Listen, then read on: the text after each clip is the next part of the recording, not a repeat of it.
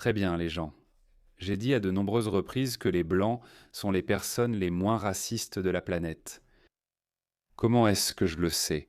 Et pourquoi ai-je des propos aussi forts? C'est parce que j'ai déménagé en Australie quand j'avais 19 ans.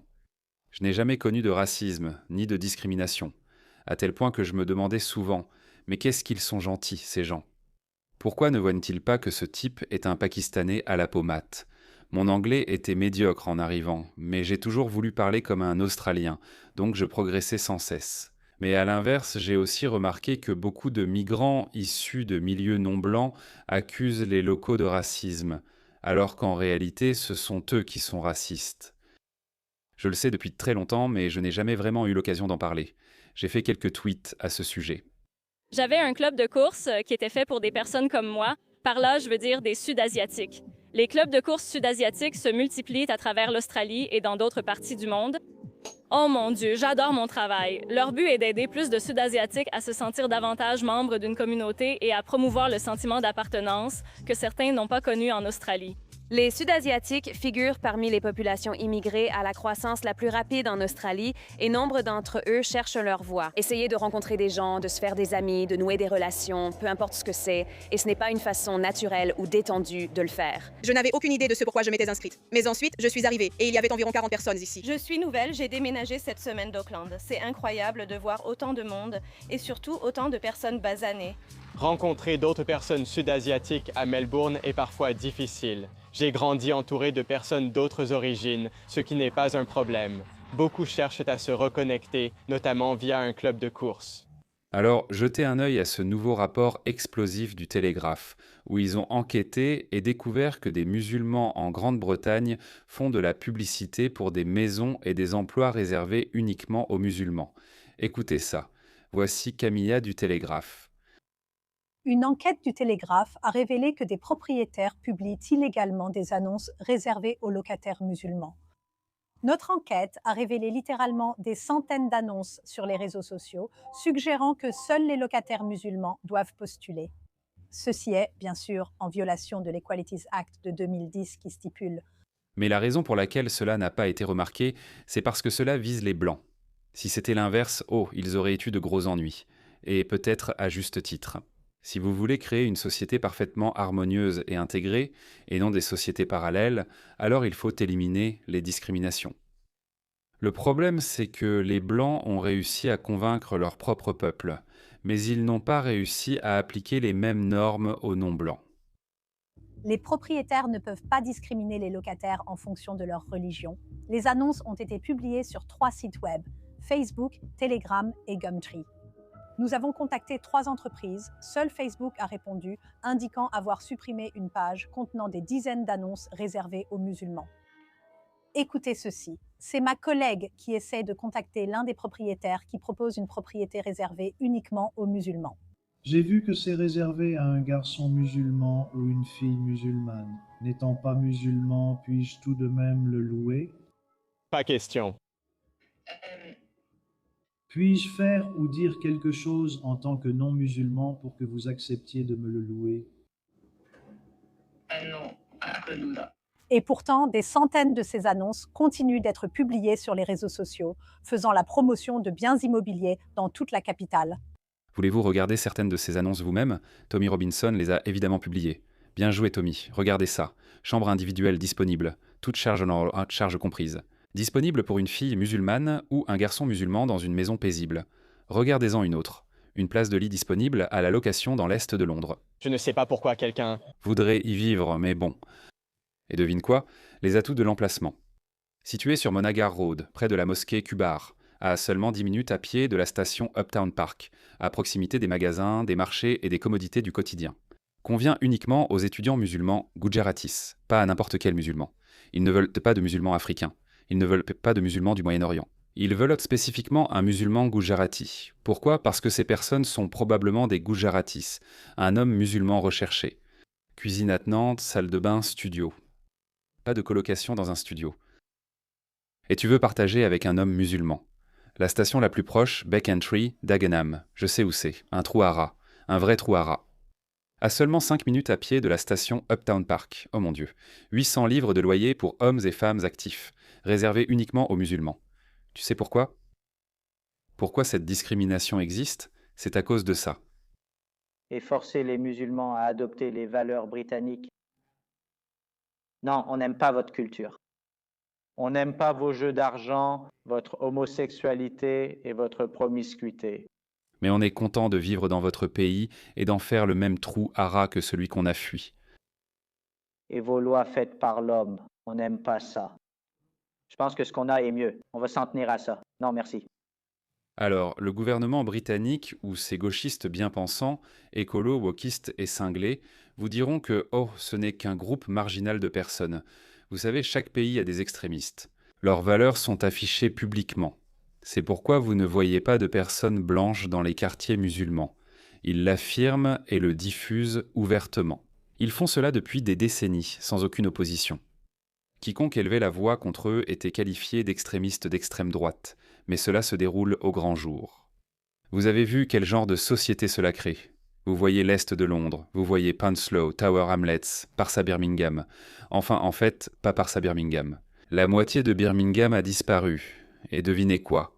C'est pourquoi je suis en fait encore plus convaincu que le multiculturalisme fonctionne rarement, même avec des cultures non hostiles où il y a toujours du bon et du mauvais dans tout. Mais je suis partagé sur cette idée de savoir s'il y a plus de bons ou plus de mauvais. Parce que regardez ça. Ça se passe en Australie, mais les coupables en Australie ne sont pas des musulmans. Enfin, en fait, les musulmans font ça aussi. Regardez ça. Jordan Ashnight, il a dit « Va sur Gumtree tout de suite et cherche Indien seulement, et tu verras que les Australiens sont activement discriminés dans leur propre pays. » Alors j'ai dit « D'accord, essayons. » Donc j'ai tapé Indien seulement, Australie. Regardez ça. Chambre meublée à Craigieburn, seulement pour les Indiens. Chambre à louer à Southern River, uniquement pour les étudiants indiens. Chambre simple à louer à Kalumval, je ne sais pas où c'est. Files indiennes Panjabi, oh, files indiennes Panjabi. Peut-être aussi un indien louche, on ne sait jamais. Réservé à un couple indien. Étudiante indienne, strictement végétarienne. Donc si tu es un indien qui mange de la viande, tu n'es pas le bienvenu. Chambre à louer à Pakenham. C'est la dernière banlieue sur la ligne du sud-est. C'est à environ 1h15 du centre-ville, réservé aux femmes indiennes uniquement. Cela se passe à grande échelle.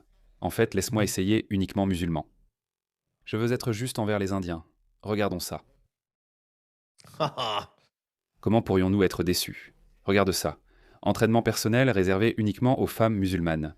D'accord. Massage sportif. Très bien. Chambre à louer, fille musulmane. Je comprends qu'une fille musulmane ou toute femme puisse refuser de vivre avec un homme et de partager une maison. C'est normal. Mais les propriétaires ne devraient non pas être autorisés à faire de telles annonces. C'est de la discrimination ouverte. La raison pour laquelle je voulais parler de cela et la raison pour laquelle je crois fermement que les Blancs sont les personnes les moins racistes sur Terre, c'est que j'ai vécu en Australie quand j'étais jeune adulte. Eh bien, je suis venu en Australie quand j'avais 19 ans, en 2003, j'avais 19 ans à l'époque. Mon premier emploi était chez Maya à Shaston en tant qu'agent commercial, assistant de vente. Je me souviens de l'entretien.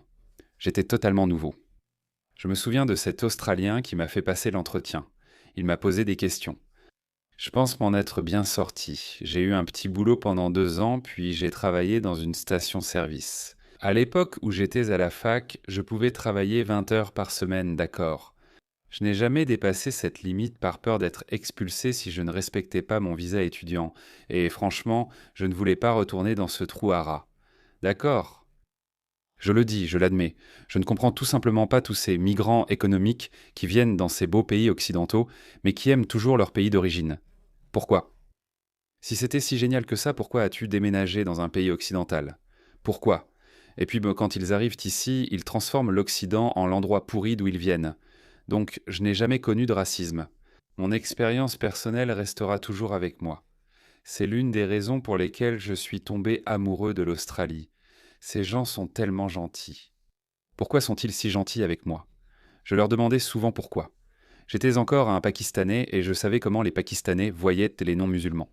Je sais comment les Pakistanais voyaient leur communauté hindoue ou chrétienne. Ils avaient des termes péjoratifs pour eux. Mais ces gens sont tellement gentils. Je pensais que les Australiens étaient racistes, mais ils ne le sont pas. Je fréquente un club de cricket où tout le monde m'accueille chaleureusement.